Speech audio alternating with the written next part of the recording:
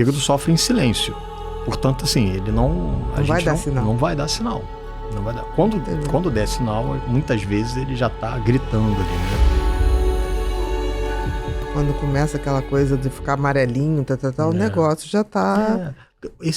O fígado, de fato, ele sofre em silêncio, e é engraçado porque as pessoas sempre estão lá falando, tô atacado do fígado, nem ressaca, né? Ressaca, assim, tipo, o álcool. O consumo de álcool é uma coisa que, enfim, é mundial, danifica, sim, o fígado, não tem a menor dúvida, mas grande parte daqueles efeitos da ressaca não tem relação direta com o fígado, mas sim por uma substância que é o acetaldeído, que é um metabólito que o fígado está tentando ajudar a metabolizar, só que o consumo tão alto não dá tempo, e o acetaldeído não é convertido a acetato, que é a substância inofensiva, só que o acetaldeído é 30 vezes mais tóxico que o álcool. E roda o corpo todo. Roda o corpo todo. Aí a neurotoxicidade com a enxaqueca, com aquela cefaleia, na verdade, né? Com ansiedade, com tremor, com sono de padrão ruim que a pessoa tem depois daquela bebedeira. É o estômago que não contrai e aí causando náusea. Então, assim, o fígado ele tenta fazer a parte dele. Mas se não colaborar... Exatamente. Ele não dá conta. É complicado demais. Ele, né? não dá conta mesmo. Não dá conta.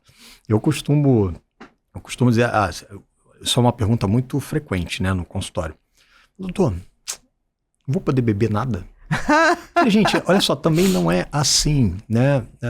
Vamos lá, você está no jantar. Os pacientes transplantados, claro que quando você está lidando com um transplante que foi por álcool, cirrose alcoólica, eu estou colocando esse paciente numa outra prateleira. Porque ele não soube lidar com e deve ter uma genética que favorece esse descontrole. Aí liberar fica... Exatamente. Esse aí. Agora o outro foi hepatite C e tudo mais. Aí ele fala, tem um jantar com a minha esposa, aniversário de casamento. Eu falei, claro que pode, né? Por favor, não é assim, mas os meus pacientes, eles entendem perfeitamente aquilo que, quando que está perdendo o controle, né? Vamos dizer assim, olha, isso aqui... Que quando está perdendo o controle, não dá para ter... reduz. Não tem. Porque aí passou a ser um descontrole. Eu acho muito engraçado propagandas que tem sobre álcool, sobre jogos, hoje muito, né? Essa associação. Jogue com moderação. Beba com moderação. Como é que eu vou saber a pessoa que tem? Porque exatamente. Jogue com moderação. Ele perde o senso crítico em um determinado momento. Como é que eu vou falar? Nem você falar assim, beba e dirija com atenção. É o consumo do, comportamento binge drink, né? Que cara que vai, não bebo, só bebo no final de semana. Eu falei, calma aí, vamos lá. Quando é que começa o seu final de semana? Né? Aí começa quinta-feira à noite. Porque sexta-feira para ele já está englobado. Começa quinta-feira à noite ali, já é o final de semana. Aí sexta, no sábado, aí no domingo só até o almoço. Tá.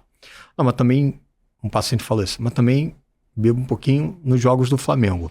Eu falei, mas calma aí. O Flamengo joga na quarta-feira, geralmente. Então é quarta, quinta, sexta, sábado, domingo. Não, porque domingo ele também tem o jogo que é de tarde. Exatamente. Então aí depois do almoço. Aí ele assim... doutor, é verdade. Eu falei, você está bebendo mais tempo. E às vezes eles não têm esse insight. Não faz essa contabilidade. Exatamente. A falta do insight ele pensa, ele passa a acreditar numa realidade que não existe. Se auto-sabota. Né? Para não perder o prazer. Se auto-sabota. Então, as principais doenças hepáticas, eu acho que tem muito disso de auto-sabotagem. Por isso a psicoeducação é muito importante. Se explicar bem para o paciente a condição que ele tem. Né? E vamos lá, o paciente ele precisa ter o controle do corpo dele. Saber o mínimo. Por isso que a gente tem que perder muito tempo a explicar. Exatamente, porque ele vai lá, ele não é médico, ele não estudou o que você estudou, você precisa ter. Muito coisa engraçada, o paciente chegar e falar assim, não, meu fígado tá horrível. Aí eu falo assim, olha só, vamos fazer o seguinte, fígado é desse lado, do lado direito, olha, do lado esquerdo é baço, é pâncreas. É isso mesmo. Não, aí eu faço um desenhozinho, tá bom, doutor, entendi. Não custa. Porque a pessoa para ter noção, né? E aí ele passa a ter um conhecimento mesmo. Claro. Ajuda ali no autoconhecimento dele. Uma questão também, uma queixa muito frequente é dor no fígado. Tô com dor no fígado. Falei, olha, Vamos lá.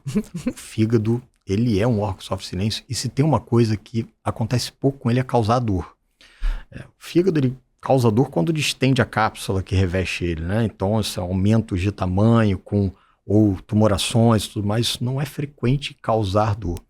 Pensar em vesícula, intestino, em estômago, em outras condições que acabam, né? Você não tem uma precisão ali territorial. Por isso, quando você pede a tomografia abdominal total, porque você tem que ver o geral. Não tem ali uma... Não. Então, a primeira coisa é você... Porque às vezes o paciente, ele passa a acreditar naquilo, e às vezes ele até não vai ao médico, porque ele já sabe, eu já sei o que... Não. Isso é muito importante as pessoas saberem. E isso é um desafio para o hepatologista. Porque se o paciente chega, tô com dor no fígado, o hepatologista já tem que saber que ele vai precisar investigar uma série de outras coisas. Porque vai lá, dor a gente não negligencia, né? Dor é um sinal, né? Então, a gente vai precisar investigar, precisa saber. Daí vem o hepatologista, ele precisa ser um bom clínico. Tem que ser, né? Tem que ser. Costumo dizer, mais uma vez assim, para os meus residentes, eu falei, olha, não sejam clínicos especialistas, sejam especialistas clínicos. Exatamente. Sabe? Porque se você perde a capacidade de investigar o paciente como um todo, você está negligenciando.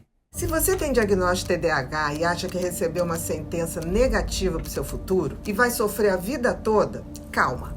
Eu tenho uma coisa para te falar. Eu também recebi esse diagnóstico na minha vida já na fase adulta, apesar de ter todos os sintomas desde criança. E hoje eu tô aqui para dizer que não é uma verdade. TDAH não é uma sentença de fracasso. E assim como eu encontrei o caminho para lidar com o meu cérebro e alcançar objetivos pessoais e profissionais como os que eu tenho e atingi hoje, você também pode. Eu gosto de falar que o cérebro TDAH é um tipo de motor de Ferrari, que se tiver um piloto à altura, pode alcançar destinos inimagináveis e maravilhosos. Basta você saber pilotar. A nossa Black Week já começou. E adivinha? O curso Mentes Inquietas Superando o TDAH está com descontão de 34%. Então corre, clica no link que está aqui embaixo para garantir a sua inscrição. Eu estou esperando você lá.